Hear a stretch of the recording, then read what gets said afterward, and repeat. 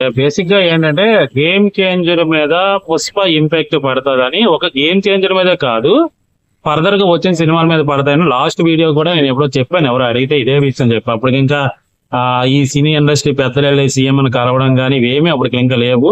ఎప్పుడైతే ఇన్సిడెంట్ జరిగిందో, పుష్ప ఇన్సిడెంట్ జరిగిందో, డెఫినెట్ గా దాని ఇంపాక్ట్ మాత్రం మిగతా సినిమాల మీద పడుతుంది. ఫస్ట్ నాకు గుర్తొచ్చింది గేమ్ చేంజర్ అను విశ్వాంబర్. ఈ రెండు సినిమాలు నాకు గుర్తొచ్చాయి. ఈ రెండు సినిమాకి టికెట్ రేట్లు పెంచడం కానీ బెనిఫిట్ షోలు కానీ ఉండవేమో అన్న ఆలోచన నాకు అప్పుడే వచ్చింది. నిన్న మన సీఎం గారికి కలిసిన తర్వాత కూడా ఆయన కూడా అలాగే చెప్పారు. బెనిఫిట్ షోలు లేవు, టికెట్ రేట్ పెంచింది కూడా లేదు. సో దాని వలన ఏంటంటే ఇప్పటి వరకు ఏంటంటే భారీ బడ్జెట్ పెట్టే సినిమాల పైన టికెట్ రేటు పెంచుకునే వెసులుబాటు ఉంటది కాబట్టి మనం ఎంత బడ్జెట్ పెట్టినా పర్లేదు, అవుట్పుట్ బాగా తీసుకోవచ్చు అనే ఉద్దేశంతో బడ్జెట్ బాగా పెట్టడం అనేది జరుగుతుంది. ఇప్పుడు గేమ్ చేంజర్ అదే ఉద్దేశంతో చేసి ఇప్పుడు ఏమవుతుందంటే, అలా చేసిన తర్వాత పుష్ప ఇంపాక్ట్ వల్ల టికెట్ రేటు పెంచడానికి కుదరదు, బెనిఫిట్స్ ఉండవు అని ఎప్పుడైతే సీఎం గారు అన్నారో, సో దాని వల్ల ఏమవుతుందంటే వాళ్ళు పెట్టే బడ్జెట్ ని రికవరీ చేయడం ఎలా అనే దాని మీద ఎక్కువ ఆలోచిస్తారు. సో అయితే ఇక్కడ ఇంకొకటి ఏంటంటే, మనకి టికెట్ రేటు పెంచితే ఎక్కువగా చూసేది తెలుగు, నెక్స్ట్ మన ఏపీ తెలంగాణ ఈ రెండు దగ్గరలో ఎక్కువ చూస్తారు. బట్ ఏంటంటే పుష్పకి దీనికి ఉన్న తేడా ఏంటంటే, రామ్ చరణ్ గారు ఆల్రెడీ RRR తో గ్లోబల్ స్టార్ అయ్యాడు కాబట్టి ఆయన మార్కెట్ వేరేగా ఉంది. ఎంతైనా కానీ RRR ఇంపాక్ట్ డెఫినెట్ గా గేమ్ చేంజర్ మీద ఉంటది కాబట్టి, సో కలెక్షన్స్ పరంగా అదర్ స్టేట్ లో కూడా బాగానే ఉంటదని నాకు అనిపిస్తుంది. ఒక్క తెలంగాణను వదిలిస్తే మిగతా అన్ని దగ్గరలో కూడా మనకి టికెట్ రేట్ పెంచుకుంటారు అనే ఆలోచన అయితే నాకుంది. ఏపీలో డెఫినెట్ గా 100% టికెట్ రేట్ పెంచుకునే అవకాశం అయితే ఇస్తారని నేను అనుకుంటాను. తర్వాత ఇంకొకటి ఏంటంటే, బెనిఫిట్స్ రోజు అలా జరగడం అనేది నిజంగా చాలా దురదృష్టకరం. అలా జరగకూడదు, అది అనుకోకుండా జరిగిందనే చెప్పొచ్చు. ఎందుకంటే ఇప్పటి వరకు చాలా సినిమాలు వచ్చాయి, చాలా సినిమాలు పెద్ద పెద్ద స్టార్లు సినిమాలకు బెనిఫిట్ షోలు వేశారు, అలాగే జనాలు కుమ్ముకునే ఇది కూడా ఉంది. కానీ ఏ రోజు కూడా అలాంటి బ్యాడ్ అనేది జరగలేదు. పుష్పగా జరిగింది. ఆ పుష్పగా జరగడం మిగతా సినిమాలకు కూడా అదే జరగడం అనేది జరుగుతుంది. అయితే ఇక్కడ ఏంటంటే బెనిఫిట్స్ వాళ్ళు రద్దు చేయడమో లేకపోతే అనే దానికంటే కూడా బేసిక్ గా ఏంటంటే సెక్యూరిటీ అనేది పెట్టుకోవడం బెటర్. ఎందుకంటే ఇప్పుడు ఎంత టికెట్ రేటు పెరిగినా, ఎంత ఇది ఉన్నా దాని మీద వచ్చిన పర్సంటేజ్ గవర్నమెంట్ కూడా వెళ్తుంది కాబట్టి అది కూడా గవర్నమెంట్ కి ప్లస్ అవుతుంది తప్ప మైనస్ అవ్వదు.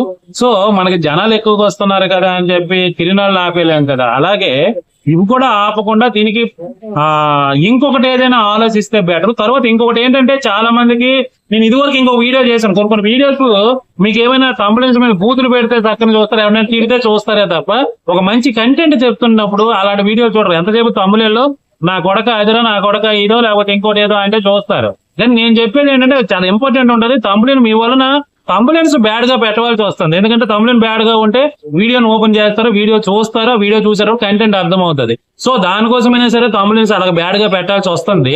బట్ ఏంటంటే నేను చెప్పేది, చాలా సినిమా థియేటర్ల దగ్గర కూడా జనం ఎక్కువ ఉన్న లోపలికి వదలండి రా బాబు అంటే ఇంకా టైం అవ్వలేదు, ఇంకొక 5 నిమిషాలు టైం ఉంది, షోకి 5 నిమిషాలు ముందే వదులుతామా అని చెప్పి క్రౌడ్ ని థియేటర్ దగ్గర వదిలేసి అలా బయటే వస్తారు. వెహికల్స్ కూడా లోపలికి పెట్టినవారు, వెహికల్స్ పెట్టాలంటే ఒక 10 నిమిషాలు ముందు వదులుతారు. సో దానివల్ల ఏమవుతుంది అంటే రోడ్డు మీద స్ట్రక్ అయిపోతారు జనం మొత్తం.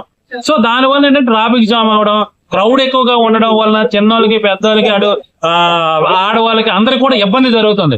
అదే ఒక షో పెద్ద సినిమా అయ్యేటప్పుడు జనాలు ఎక్కువగా వస్తున్నప్పుడు షోకి ఎలాగో 1.5 గంట టైం ఉంటది. ఆ 1.5 గంట టైం బయట ఉంచేదానికంటే లోపలికి పంపించడం బెటర్ కదా. తర్వాత లోపల వెళ్తే అంతసేపు కూర్చోరేమో అని చెప్పి చిన్న డౌట్ కూడా మీకు ఉండొచ్చు. అంతసేపు కూర్చోవడం ఇష్టం లేకపోతే వాళ్ళు థియేటర్ దగ్గర అంత ముందు రారు. అంత ముందు వచ్చారు అంటే దానికోసం వాళ్ళు టైం కేటాయించినట్టే. మరి అలాంటి టైం కేటాయించిన వాళ్ళకి థియేటర్ లోపలికి వదిలిస్తే బయట క్రౌడ్ తగ్గుతుంది, వెహికల్స్ లోపలికి వెళ్ళిపోయి పార్కింగ్ చేసుకుంటారు. అలా కూడా అక్కడ ఉన్న ఆ క్రౌడ్ గానీ ఇబ్బంది గానీ ఉండకుండా ఫ్రీగా ఉంటది కదా. అదే మీకు ఇప్పుడు క్రౌడ్ ఎక్కువగా లేదు, సినిమా అటు ఇటు అయిపోయింది, ఒక 100 మందో 50 మందో ఉన్నారనుకోండి, లోపలికి వదలకండి. ఎందుకు అంటే ఆ జనాన్ని చూసి వేరే వాళ్ళు వస్తారు. కానీ ఇక్కడ జనమే హౌస్ఫుల్ అయిపోతున్నప్పుడు వాళ్ళను కూడా మీరు ఈ జనాన్ని బయట ఉంచేసి లాస్ట్ 5 నిమిషాలు ముందే వదులుతామంటే అలాగే తోపులాట జరుగుతుంది, పరిగెత్తుతారు, రకరకాలు చేస్తారు. అందువలన అలాంటి ఇబ్బంది ఉండకుండా ఉండాలంటే ఫస్ట్ చేయాల్సింది ఏంటంటే షోకి అరగంట గంట ముందే లోపలికి వదిలేరు క్రౌడ్ ఎక్కువ ఉండేటప్పుడు. అప్పుడు ఏమవుతుంది, థియేటర్ ముందు ఎవ్వరు అంత క్రౌడ్ ఉండదు కాబట్టి ఎటువంటి ప్రమాదాలు జరగవు. ఎప్పటి వరకు లేనిది ఈ ఒక్కదానికి జరిగింది ఒకటి. ఈ ప్రాబ్లము 5 నిమిషాల ముందు 10 నిమిషాల ముందు వదులుతామనే ప్రాబ్లము నేను చిన్నప్పటి నుంచి చూస్తున్నా. జనాలు ఉంటుంది ఎందుకు మరి వదలరు నాకు అది అర్థం కాదు. ఇప్పుడైతే సిట్టింగ్ నెంబరింగ్ ఇవన్నీ వచ్చాయి, కానీ అప్పట్లో నాకు టీనేజ్ ఏజ్ లో ఉండేటప్పుడు సినిమాలు రిలీజ్ అయినప్పుడు డోర్లు తీసిన వెంటనే పరిగెత్తి వెళ్ళే వాళ్ళం, పడిపోయే వాళ్ళం, వెళ్ళి లోపలికి వెళ్ళి ఎక్కడ ఎవడు కూర్చునేవాడో తెలియదు, లేకపోతే టవల్ 4 పెంచేవాళ్ళం ఫ్రెండ్స్ అందరికి. అంత ఇబ్బందులు పడుతూ వెళ్ళేవాళ్ళం. ఇప్పుడు కూడా నెంబరింగ్ వచ్చిన తర్వాత, మల్టీప్లెక్స్ వచ్చిన తర్వాత ఇప్పుడు కూడా అదే దరిద్రాన్ని ఫాలో అవుతున్నారు. అది ఒక్కటి మాత్రం ముందు థియేటర్ వాళ్ళు మార్చండి. ముందు మీలో చేంజ్ రావాలి. జనాలందరినీ బయట పెట్టుకుని ఏం పీకడానికి పెడతారు? అంత క్రౌడ్ ఉండేటప్పుడు మీ సినిమా చూడడానికి వచ్చారు, మీ థియేటర్కే కదా వస్తారు. వచ్చినప్పుడు లోపల పంపించడానికి ఏం రోగమో నాకు అర్థం కాదు. సో దీని వలన కూడా ప్రమాదాలు ఎక్కువ జరుగుతున్నాయి. అది ముందు వెసులుబాటు చేసి థియేటర్ దగ్గర క్రౌడ్ ఎక్కువ ఉంటే గంట ముందు లోపల వదిలినా నష్టం లేదు. ఫ్యాన్ కి అయిపోతుంది, ఏసీకి అయిపోతుంది అని ఆలోచన కక్కుర్తి పడకండి. 100 మంది వచ్చినప్పుడు ఏసీ వేస్తారు, 100 మంది వచ్చినప్పుడు ఎలాగైతే ఏసీ వేస్తారు, అలాంటిది 1000 మంది వస్తుంటే మీరు అదే ఏసీ వేస్తారు కదా. 1000 మంది డబ్బులు ఎక్కువ వస్తాయి కదా, కలెక్షన్స్ ఎక్కువ ఉంటాయి కదా. మరి అలాంటప్పుడు కక్కుర్తి ఎందుకు? మరి కక్కుర్తిలో కమాండర్ అంటారు చూడు, ఆ టైప్ లో బిహేవ్ చేయకండి. ఫస్ట్ థియేటర్ యాజమాన్యం, థియేటర్ లో ఉన్న ఇది మారాలి. మీరు ఆ గేట్ కీపర్లు కూడా వదలకపోవడానికి రీజన్ ఏంటంటే, ఎస్పెషల్లీ మా ఓనర్ తిడతాడు, మా ఓనర్ చెప్పలేదు, మా ఓనర్ 5 నిమిషాలు ముందే వదలమన్నాడు, అదే ఫిక్స్ అవుతారు. ఎందుకంటే వాళ్ళకి తెలివితేటలు నాలెడ్జ్ ఏది సావదు కాబట్టి వాళ్ళ సార్ ఏం చెప్తారు అదే చేస్తారు కాబట్టి అదే ఫాలో అవుతున్నారు. సో రిలీజ్ సినిమాలకి క్రౌడ్ ఎక్కువ ఉన్నదానికి యాజమాన్యం, ఓనర్స్, అక్కడ ఉన్న వర్కర్ని చెప్పి ముందుగానే లోపలికి వదిలిపెట్టండి రా అని చెప్తే చాలా వరకు ఈ ప్రమాదాలు జరిగే అవకాశాలు అయితే ఉండవు. అంతేగాని బెనిఫిట్స్ వాళ్ళు తీసేయడమో లేకపోతే చేయకండి. ఎందుకంటే సినిమా వాళ్ళు దీని మీద బతికేస్తున్నారు అనుకునేది చాలా రాంగ్. ఒక సినిమా వల్ల కొన్ని లక్షల ఫ్యామిలీస్ బతుకుతున్నాయి. రిలీజ్ అంటే షూటింగ్ స్టార్ట్ చేసిన దగ్గర నుంచి కొబ్బరికాయ కొట్టిన దగ్గర నుంచి, కొబ్బరికాయ అనేది కూడా ఒక రైతు పండించే కొబ్బరికాయని వెళ్ళి మార్కెట్ లో కొనుక్కొని వచ్చి కొబ్బరికాయ కొడతారు. ఒక షాప్ లో వచ్చి ఆర్త కర్పూరం కూడా బయట షాప్ లో దొరికింది. ఆర్త కర్పూరం తయారు చేసేవాడికి డబ్బులు వెళ్తాయి, అగరబత్తులు తయారు చేసేవాడికి వెళ్తాయి, పూలకి డెకరేషన్ పూలకి పెట్టేవాడికి డబ్బులు వెళ్తాయి. ప్రతిదీ కూడా సినిమా స్టార్ట్ దగ్గర నుంచి సినిమా ఎండింగ్ వరకు కూడా థియేటర్కి వచ్చిన వరకు కూడా కొన్ని లక్షల ఫ్యామిలీస్ దాని మీద బతుకుతున్నాయి. సినిమా వాళ్ళు ఒకటి హీరో డైరెక్ట్ గా బతుకుతున్నాడు, వాళ్ళే కోట్లు సంపాదించేస్తున్నారు.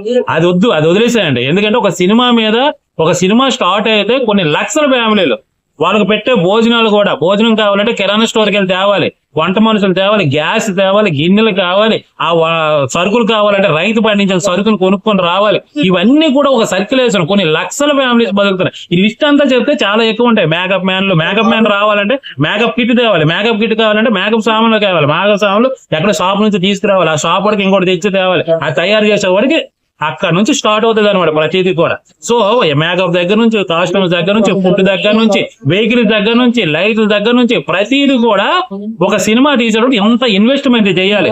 ఈ ఇన్వెస్ట్మెంట్ మొత్తం ఎంతమంది దాని మీద వర్కర్లు అంటే మీకు తెలియకుండా కూడా బల్బు తయారు చేసేవాడు, బల్బుల కంపెనీ వాడు నేను సినీ ఫీల్డ్ లో పని చేయట్లేదు అనుకోకండి, మీరు సినిమాకి పని చేసినట్టే. ఎందుకంటే మీ బల్బులు కొంటారు, మీరు అమ్మే బల్బుని సినిమా షూటింగ్లకు వాడుతారు. సో ఇండైరెక్ట్ గా మీకు అందులో మీరు సినిమాకి పని చేసినట్టే. కేబుల్ తయారు చేసేవాడు కూడా సినిమాకి పని చేస్తాడు, కప్పు తయారు చేసేవాడు కూడా సినిమాకి పని చేస్తాడు. మీరందరూ సినిమా ఇప్పుడు డిస్పోజల్ ఉంటాయి, టీ కప్పులు, అవి మాకు అక్కడ షూటింగ్ మధ్యలో ఇస్తుంటారు, టీలు ఇస్తారు. ఆ డిస్పోజల్ కూడా మీకు తెలియకుండా మీరు తయారు చేసిన డిస్పోజల్ సినిమాలకు వాడుతారు. సో సినిమాకి మీరు కూడా పని చేస్తున్నట్టే. ఇన్ని లక్షల మంది సినిమాలకు పనిచేస్తారు. సో ఒక సినిమా అనేది మనం దాన్ని చంపిస్తే కొన్ని లక్షల ఫ్యామిలీస్ కి పని ఉండదు, ఫుడ్ ఉండదు. ఇది ఒక పెద్ద ఇండస్ట్రీ అని ఎందుకు అంటారంటే ఇదే ఇండస్ట్రీకి అంటే ఎక్కువ మంది లక్షల కొలది పనిచేసేదాన్ని ఇండస్ట్రీ అంటారు. అలాంటి ఇండస్ట్రీ సినిమా ఇండస్ట్రీ. సినిమాకి ఎంత బడ్జెట్ పెట్టి ఎంత ప్రాఫిట్ ఉంటే అంత మంది ప్రొడ్యూసర్లు ముందుకు వచ్చి సినిమాలు తీస్తే కొన్ని లక్షల మంది పరోక్షంగాను ప్రత్యేకంగాను పని చేస్తారు, బాగుపడతారు, వాళ్ళ జీవనోపాధి అనేది జరుగుతుంది. సో దయచేసి సినిమాని తక్కువ అంచనా కానీ సినిమాని సపోర్ట్ చేయండి అని మాత్రం నేను కోరుకుంటున్నా. మీరు చేయాల్సింది ఏంటంటే థియేటర్ దగ్గర ఖచ్చితంగా జనం ఎక్కువ ఉంటే థియేటర్ లోపలికి ముందుగానే విడిచిపెట్టండి. అలా చేయడం వల్ల ప్రమాదాలు ఉండవు. ఇది నేను చెప్పాల్సింది. ఇకపోతే ఏపీలో గేమ్ చేంజర్ కి టికెట్ రేట్లు పెంచే అవకాశం ఉంటది. ఇక్కడ ప్రాబ్లం వచ్చింది కాబట్టి తెలంగాణ గవర్నమెంట్ ఆ ప్రాబ్లం దృష్టిలో పెట్టుకుని వాళ్ళు అలా చెప్తున్నారు కాబట్టి ఓకే, వాళ్ళ వైపు నుంచి అదే ఉంది, అది కూడా ఆలోచించాల్సిన విషయం కాబట్టి. బట్ ఒక ప్రమాదం జరిగినప్పుడు మనం దాన్ని కట్ చేసేదానికంటే దాన్ని సానుకూలంగా ఏం చేయాలి, ఎలా చేయాలి అనేది ఆలోచించి, రోడ్ల మీద యాక్సిడెంట్ జరుగుతున్నాయి కదండి, రోడ్ల మీద వెహికల్ వెళ్ళకపోవడం అనేది కాదు, దానికి ఏం చేస్తే అవుతుంది, రోడ్డు మీద గొయ్యి ఉన్నదంటే అటువైపు వెళ్ళకూడదు అనే దానికంటే గొయ్యి పూడి చేసి వెహికల్స్ పంపించడమే కరెక్ట్. ప్రమాదాలు జరిగితే జరగకుండా చూసే బాధ్యత ఏం చేస్తే జరగవు అనే దాని మీద ఉండాలి తప్ప అది కట్ చేస్తే అది మళ్ళీ ఇక్కడ ఏమవుతుందంటే మనం ప్రతిదీ భయపడినట్టు ఉంటది. చెప్తున్నాను కదా, ఇప్పుడు తిరునాళ్ళలో దాని పుష్కరాల్లో ఎంతమంది చనిపోయారు అని చెప్పి పుష్కరాలు మళ్ళీ మనం పెట్టడం మానేలేదు. అయ్యప్ప స్వామి టెంపుల్ పైకి వెళ్ళి అక్కడ కొన్ని సంవత్సరాల కింద, ఐ థింక్ 20-25 years బ్యాక్ అనుకుంటా, కొండ మీద నుంచి పడిపోయారు, చాలా మంది పడిపోయి చనిపోయారు. అలాగే అయ్యప్ప స్వామి టెంపుల్ కి వెళ్ళడం మానేట్లేదు ఎక్కడ మనకి కేరళ. సో అలాగే ఒక ప్రమాదం జరిగేటప్పుడు దానికి ఏం చేస్తే సెట్ అవుతుంది అనే దాని మీద ఆలోచించాలి తప్ప కట్ చేయడం అనేది కరెక్ట్ కాదేమో నాకు అనిపిస్తుంది. సో వాట్ ఎవర్ ఏమైనా సరే గేమ్ చేంజర్ మీద, పుష్ప గేమ్ చేంజర్ మీదనే కాదు, మిగతా అప్కమింగ్ ఇప్పుడు పండగకి వస్తున్న సినిమాల మీద ఆ ఇంపాక్ట్ అయితే పడుతుంది. సో ఆ ఇంపాక్ట్ ని ఎలా రెక్టిఫై చేయగలరు ఏంటనేది చూడాలి. సినిమాలో దమ్ముంది అంటే మాత్రం వాళ్ళు సేఫ్ జోన్ లో ఉంటారు. ఏమైనా తేడా జరిగితే మాత్రం కొన్ని కోట్లు అయితే నష్టం అయితే వచ్చే అవకాశాలు ఉన్నాయి. అలాంటి నష్టం రాకుండా సినిమా మంచి సక్సెస్ అవ్వాలని మాత్రం కోరుకుంటాను. నాకు తెలిసి గేమ్ చేంజర్ ట్రైలర్ మాత్రం చాలా బాగుంది. కొంతమంది అంతా ట్రైలర్ ఎప్పుడు వచ్చిందిరా అని అనకండి. టీజర్ అంటే నా దృష్టిలో జస్ట్ ఇంట్రడక్షన్ వదిలిస్తే టీజర్ అంటారు, ఒక లెంత్ ఇస్తే దాన్ని ట్రైలర్ అంటారు. థియేటర్ ట్రైలర్ అనేది థియేటర్ రిలీజ్ కు ముందు వదులుతారు. సో ఇప్పుడు నార్మల్ గా ఒక ట్రైలర్ ఉంది, దానికోసం నేను మాట్లాడుకున్నా. ట్రైలర్ చూస్తే మాత్రం నాకు చాలా బాగా నచ్చింది. చాలా రోజుల తర్వాత శంకర్ గారికి ఒక మంచి హిట్ కోసం ఆయన వెయిట్ చేస్తున్నాడు కాబట్టి ఆయనకి పెద్ద ఎంతవరకు తీసిన సినిమాల మీద కంటే కూడా ఈ సినిమా బాగుండాలని అందరూ ఆదరించాలని మనస్ఫూర్తిగా కోరుకుంటాను. యాజ్ ఏ మెగా ఫ్యాన్ గా రామ్ చరణ్ కెరియర్ లో ఇది one of the biggest hit అవ్వాలని గేమ్ చేంజర్ గురించి కోరుకుంటాను. డెఫినెట్ గా హిట్ అవుతుంది. అందరూ ఆదరించండి, సినిమాకి సపోర్ట్ చేయండి.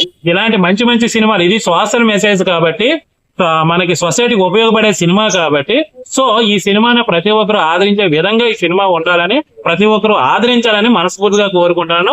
ఈ బ్లాక్ బస్టర్ మూవీ ఏదైనా ఈ 2025 లో గేమ్ చేంజర్ సినిమా ఫస్ట్ పేరు ఉండాలని మనస్ఫూర్తిగా కోరుకుంటున్నాను.